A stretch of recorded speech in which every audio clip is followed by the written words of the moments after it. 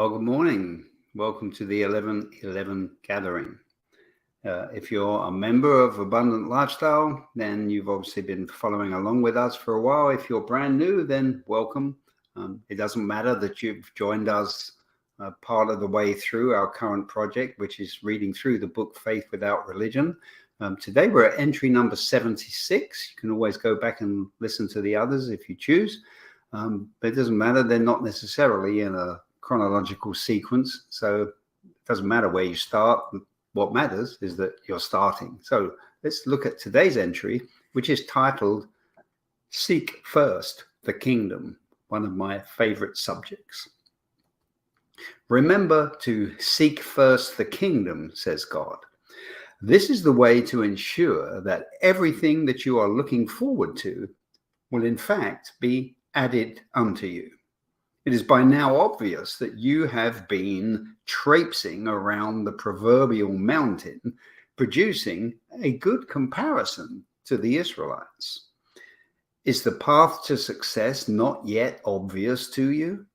How else would you like me to illustrate it to you, says God? We could continue on and on, but it's not necessary. You have understood that through both righteousness and obedience, everything will fall into place.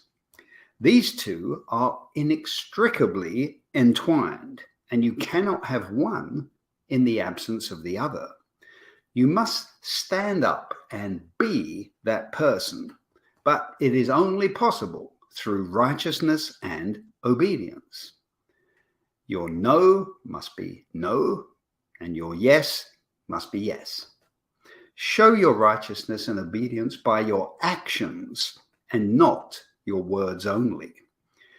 We have previously talked about structure, attitude, and focus regarding your work endeavors, but you have yet to respond fully to my requests. For this reason, you will sometimes feel that forces are at work that slow you down and give you the appearance of still moving, but maybe only at the pace of a snail. If you've been wondering how to change that situation, it's quite simple, says God. Constant, focused obedience will produce righteousness, and true righteousness will always move at the correct speed, never too slow, never too fast, because it will always achieve the desired result. A righteous man walking in obedience could never be unfruitful, as that would be a direct contradiction of my promises. If you would be consistent in your obedience, there would be no waiting for a breakthrough, and your stable of horses would be ready for you. The ones for business endeavors, the ones for ministry activities, and those that you ride into battle in the spiritual realm. Never forget that you can only ride one horse at a time, so be sure to be on the right horse at the right time to create the desired result. Each horse requires the same food, which is my word.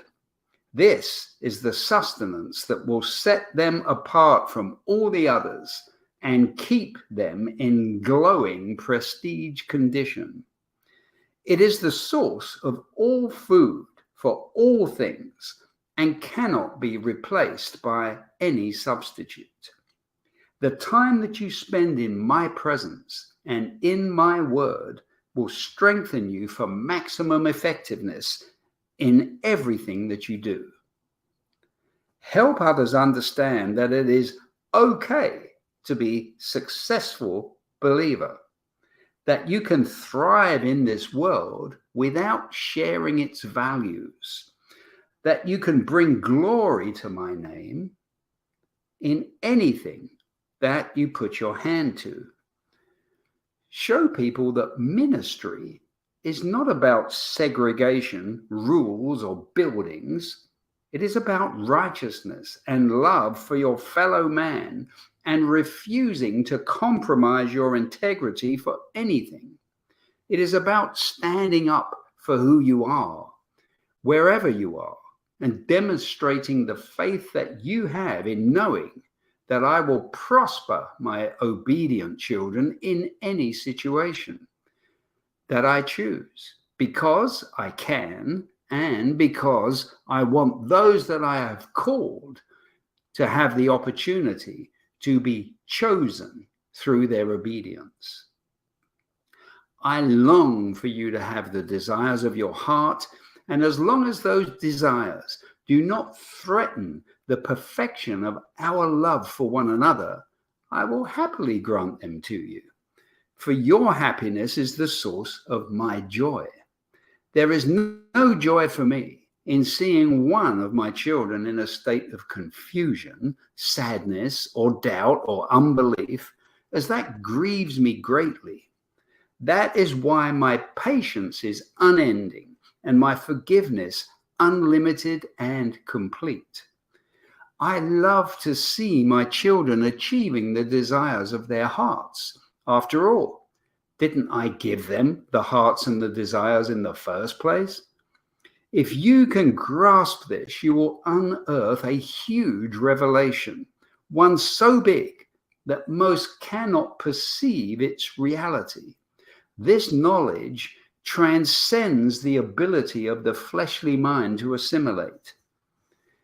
If I gave you the heart and the desires in the first place, then your receipt of the desires brings the whole process to perfection. I am using you to do the things that I love to do. Did I not do signs and miracles and wonders and demonstration of my love through people? I am the same yesterday, today, and tomorrow, and nothing has changed. Human successes are always a great joy to me. And if they give me the glory, it is a double joy, because then I see the righteousness perfected in them. They not only understand the reason for the success that they have, but also the true source of it. Did I not say that we will make man after our own image? It should be obvious then that man walking in righteousness would act in the very way that we would act, says God. Wow. Well, once again, there's so much in there. I mean, we could go back and analyze every paragraph, and I'm going to encourage you to take the time to do that. You know, when I originally wrote these words down, they were, I thought, just reflections of what was going on in my life at that time. But over time, I've realized by people's reactions when they read them, even sometimes many years after they were written, where they say, wow, that's just what I needed to hear today. That's just God speaking to me. And remember, this is nothing to do with who wrote the book or anything like that. It's all to do with this book, because every time we read one of these entries in the book Faith Without Religion, it directs us back to the only book that truly matters, the source of all truth, which is God's living word. My mission here is really simple. I just want you to fall in love with God's living word, you know, and in order to do that, if I have to suffer the pain of reading through these entries that very often I wrote as far back as 20 years ago, and then I start to get convicted. Wow, were you really doing those things that God told you to do 20 years ago? Are you doing it consistently? Are you focused? Are you obedient? And very often the answer is no. But what I can tell you is my life is exponentially different to what it would have been had I not spent time in God's word over all those years. So that's the mission. Get you back to the source of all truth and change your life and that of everyone around you, because there's so much power in God's word, so much inspiration, so much direction.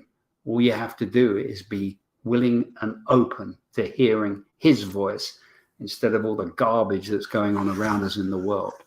Well, that's it for today. We'll see you back here again tomorrow at 11:11, and we'll continue our journey through the book, Faith Without Religion. Have a blessed day.